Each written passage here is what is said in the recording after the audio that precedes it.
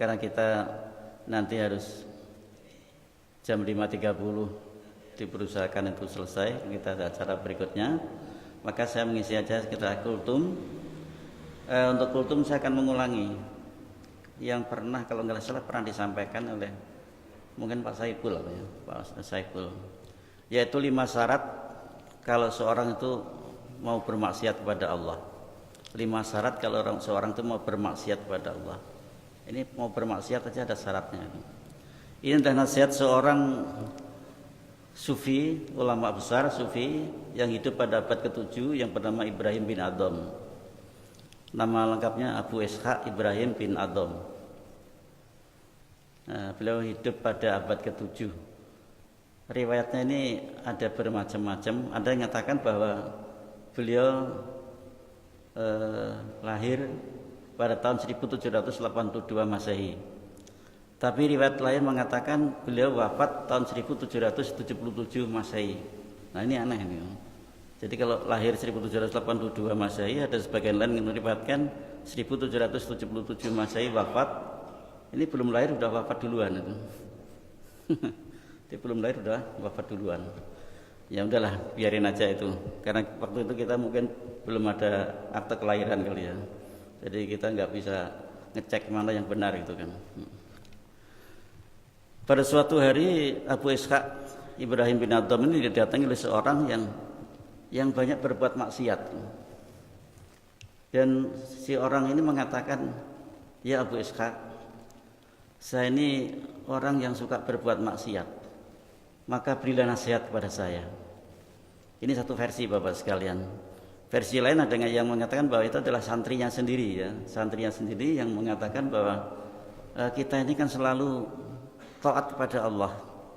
Boleh enggak kalau kami sekali-sekali berbuat maksiat? Nah, ini versi yang lain. Jadi, tapi yang penting bukan masalah itunya, tapi masalah hikmah yang terkandung di dalamnya. Jadi seorang ini bertanya kepada Abu Ishaq Ibrahim bin Adham tadi seperti itu. Maka Ibrahim bin Adham mengatakan bahwa ya silahkan, boleh saja kamu berbuat maksiat kepada Allah, asalkan kamu memenuhi 5 syarat ini. Ya, memenuhi 5 syarat ini. Jika kamu mau menerima 5 syarat dan mampu melaksanakannya, maka boleh saja kamu melakukan maksiat kepada Allah. Apa saja itu ya Abu Ishaq? Kata Ibrahim bin Adham, yang pertama, jika kamu bermaksiat kepada Allah, jangan memakan rezekinya. Jika kamu mau kamu bermaksud bermaksiat kepada Allah, kamu jangan memakan rezekinya. Terperanjat orang itu. Lah kalau saya nggak boleh makan rezeki Allah, terus makan rezeki yang dari mana? Padahal yang semua yang saya makan ini adalah rezeki dari Allah. Maka kata Ibrahim bin Adham, sekarang kamu pikirkan, pantaskah kamu makan rezeki dari Allah sedangkan kamu selalu melanggar larangannya? Kamu setiap saat, setiap waktu memakan rezeki dari Allah. Bukan hanya rezeki makan dan minum saja Bapak, Ibu dan anak-anakku sekalian. Kita menghirup udara bebas ini juga rezeki dari Allah. Oksigen yang kita hirup dengan bebas tanpa bayar dan tidak pernah ditarik rekening oleh Allah, ya. Padahal ini kalau di rumah sakit, oksigen ini bukan main mahalnya. Ini rezeki dari Allah. Kesehatan yang nilainya tinggi sekali, ya, ini juga rezeki dari Allah. Karena ada 2 tempat yang kalau kita sudah habis aktivitas itu nggak bisa nawar. 1 rumah sakit, 2 rumah makan. Itu nggak bisa nawar kita. 1 rumah sakit, kita dirawat 5 hari di sana. Begitu mau pulang dibuatkan tagihannya sekian. Nggak bisa ditawar itu.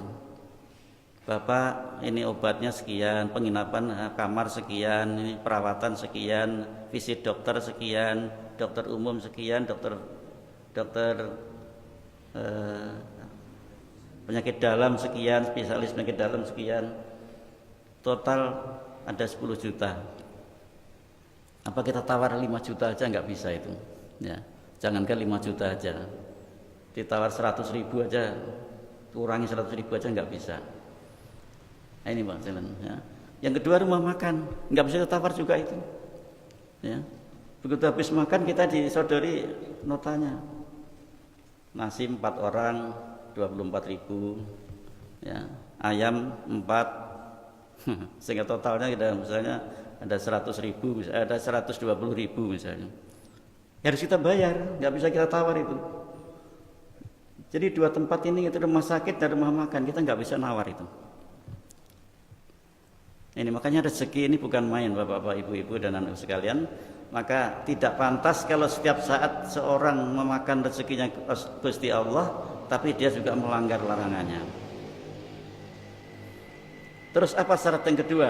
Ya Bu SK. Syarat yang kedua ialah kalau kamu mau bermaksiat, jangan tinggal di buminya. Kalau kamu mau bermaksiat, jangan tinggal di buminya. Terkejut lagi orang itu. Ya. Nah kalau saya nggak tinggal di buminya, mau tinggal di mana? Ya, mau tinggal di mana? Ya. Apa mau ikut yang itu apa? Itu ada proyek ke planet Mars itu. Mars pun juga punya Allah. Ya. Kita mau pindah ke Mars pun Mars juga punya Allah. Mau tinggal di mana kita? Ya. Ini yang kedua. Jadi jangan tinggal di buminya.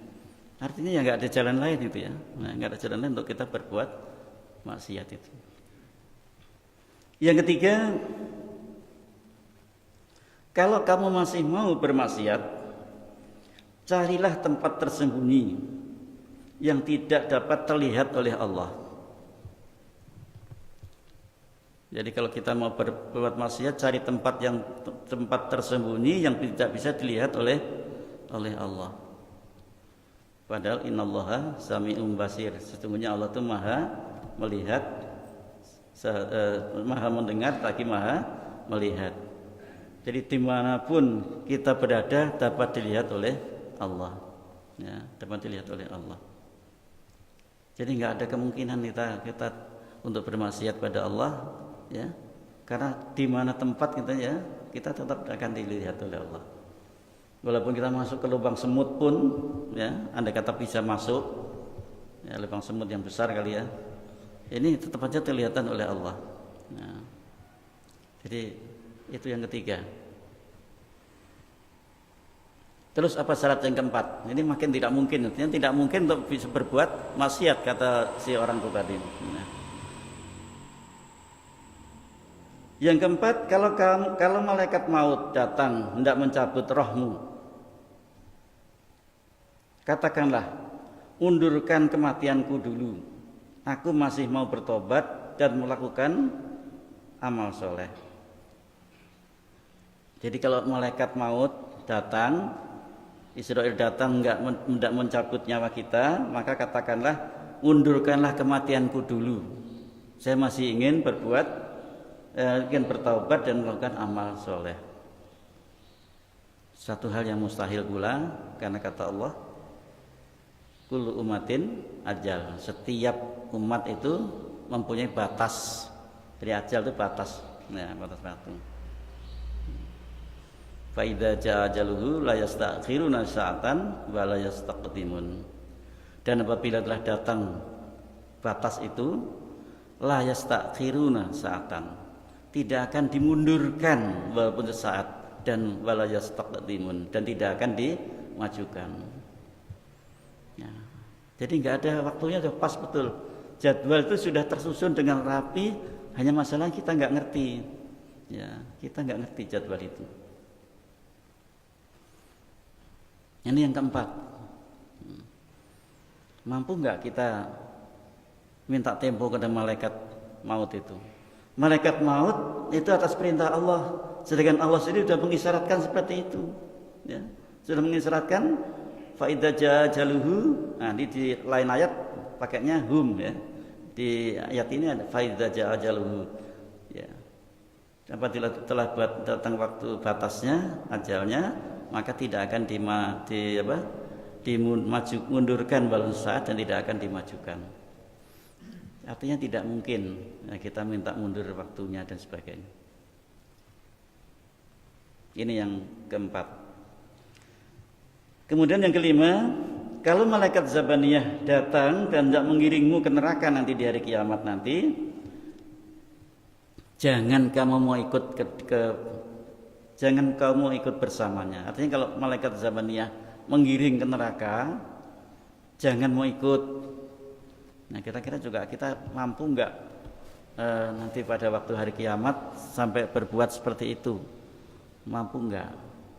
Artinya kalau enggak ada yang mampu, enggak mampu ya enggak mungkin.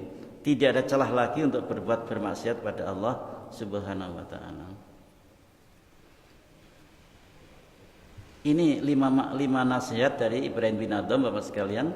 Selain juga ada beberapa ketika seorang bertanya kepadanya, ya nanti mungkin lain kali, kenapa doa saya tidak terkabul? Maka kata Ibrahim bin Adham, doa kalian tidak terkabul karena kamu mati dalam 10 hal. Dalam 10 hal. Nanti itu lain kali mungkin bisa kita ini kan. Mati dalam 10 hal. Ibrahim bin Adham ini tadinya adalah seorang penguasa, seorang ada yang mengatakan seorang raja yang kemudian meninggalkan tahtanya. Pertaubatannya diawali dengan adanya ketemu dengan seekor burung gagak. Ini Bapak Ibu dan sekalian. Jadi pertaubatannya ini diawali dengan pertemuan dengan seekor burung gagak. Jadi ceritanya pada waktu itu dalam kisah disebutkan suatu ketika Ibrahim bin Adham ini sedang berburu. Ya, sedang berburu di hutan. Ketika istirahat, jadi dia berkuda, membawa alat berburu dan sebagainya, ya. Membawa alat panah, bawa panah, pasti kalau berburu mesti bawanya panah, otomatis panah, parang itu mesti bawa, ya. Karena kalau berburu nggak bawa panah, cuma membawa pentungan aja ya nggak susah itu berburunya, ya. Jadi pakai itu. Nah, suatu ketika beliau itu istirahat, mau makan, tiba-tiba seekor burung gagak datang dan menyambar roti yang mau dimakan itu. Roti yang dimakan itu disambar dan dibawa pergi, terbang. Ya, kagum Ibrahim bin Adham ini dengan tingkah si gagak tadi. Maka cepat-cepat dia berberes, naik kuda, diikuti kemana arahnya burung gagak itu. Sampailah pada satu tempat, di situ dia lihat ada seorang yang sedang terikat. Dia terikat dan dia terbaring di satu tempat. Ya, dia terikat dan terbaring di satu tempat. Rupanya burung gagak itu datang dan membawa roti ke orang itu. Maka dia turun dari kudanya, kemudian dilepaskan ikatan orang itu dan ditanya, siapakah engkau? Ya, siapakah engkau? Maka orang itu mengaku bahwa saya ini seorang pedagang. Saya ini tadinya aslinya adalah seorang pedagang. Harta saya, barang-barang saya dirampas oleh perampok. Kemudian saya diikat, ditempatkan di ini seperti ini. Dan sudah seminggu saya lalui. Dalam seminggu ini selalu datang seekor burung gagak tadi yang datang kemudian membawa roti, dia hinggap di dada orang itu dan menaruh roti itu di mulutnya. Subhanallah. Jadi rezeki Allah ini bukan main Bapak sekalian. Kalau sudah memang jatahnya dapat rezeki, dapat juga. Nah. Dan rezeki Allah ini adalah rezeki yang bahkan seorang jangankan manusia ya. Kata Allah, "Wa ma min dabbatin fil ardi illallahi rizquha." Jadi binatang melata pun itu oleh Allah diberikan rezekinya, apalagi manusia. Ya, kalau manusia memang harus berusaha ya, harus berusaha. Jadi jangan mengharap rezeki tapi tanpa berusaha. Ini rezekinya selalu datang. Melihat itu bukan main. Jadi kemudian beliau pulang tempat semula tadi dan merenung dengan akhirnya dia memilih tinggalkan segala kemewahan duniawi ini dan beliau memilih jalan hidup untuk dalam wisata rohani itu. Dan ini kisahnya mungkin mirip kalau dalam agama Buddha ada seorang tokoh Buddha yang bernama Siddhartha Gautama yang akhirnya disebutkan sang Buddha itu ya.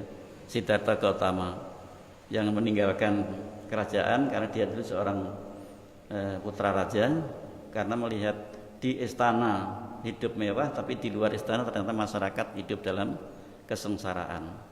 Nah, itu mirip ya, tapi nggak sama. Kalau Siddhartha ke sana, dan dalam agama Buddha ada satu doktrin bahwa seorang itu sengsara karena punya keinginan. Seorang itu sengsara karena punya keinginan. Kalau dia ingin menghilangkan kesengsaraan itu, maka bunuhlah keinginan-keinginan itu. Jadi kalau seorang punya keinginan itu akhirnya sengsara. Kenapa? Untuk mengejar keinginan itu maka dia harus berusaha sekuat tenaga, sehingga kalau nggak tercapai itulah sengsara menurut versi agama Buddha. Ya kalau kita nggak boleh punya keinginan ya nggak mungkin. Ya, bahkan kita memang disuruh punya keinginan. Umat Islam disuruh kaya sebetulnya, bukan disuruh miskin. Umat Islam disuruh kaya. Karena dengan kaya itulah kita bisa berdonasi. Dengan kaya itu kita bisa membayar zakat. Dengan kaya itu kita bisa banyak berbuat untuk umat kita, untuk agama kita. Seperti Bapak-bapak sekalian, yang hari ini nanti akan diserahkan oleh anak-anak muda kita, pemuda masjid, bahwa kita bisa mengumpulkan donasi cukup banyak yang akan diserahkan nanti untuk donasi Palestina. Walaupun sebagian dari kita umat Islam ada yang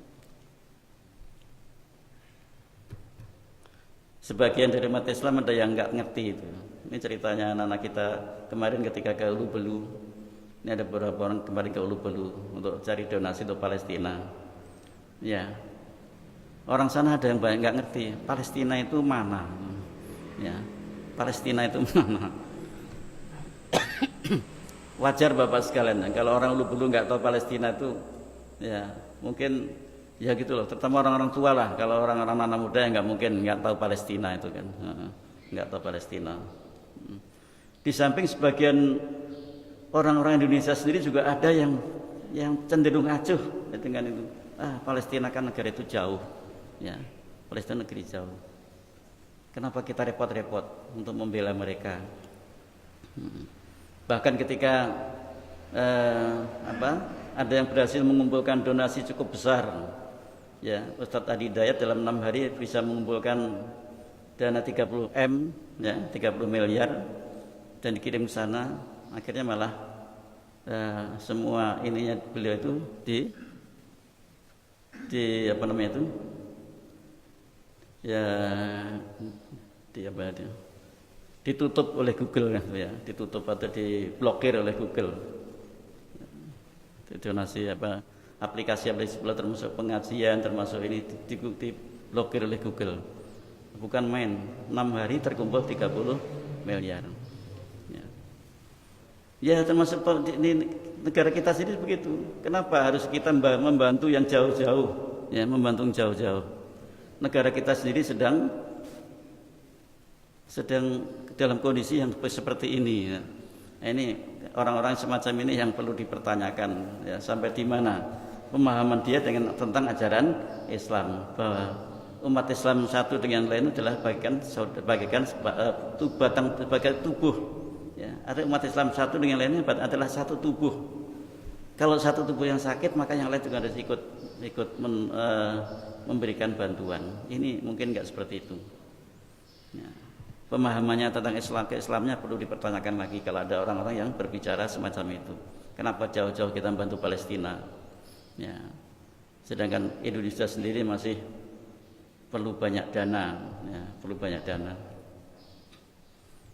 Ya, mudah-mudahan ujian-ujian semacam itu, omongan-omongan semacam itu, ya kita terima, kita dengarkan aja, tidak kita ini. Tapi kadang-kadang memang panas Pak. Ya. Mendengarkan omongan-omongan itu kadang-kadang panas. Ya. Kalau kita buka Android, ada omongan-omongan semacam itu kadang-kadang panas. Pengen kita tonjok aja sebetulnya. Kita tonjok HP kita yang rusak kan gitu kan. Hadirin yang berbahagia, mungkin itu yang perlu saya sampaikan pada pagi hari ini. Alhamdulillah jam 6.30 sudah lewat 1 menit, dan mudah-mudahan yang singkat ada manfaat sama kita semuanya, dan acara kemudian kita teruskan dengan berikutnya. Terima kasih atas perhatiannya. Mohon maaf atas kekurangan saya. Nasrun minallahi wa fathun qarib wa basyiril mu'minin. Assalamualaikum warahmatullahi wabarakatuh.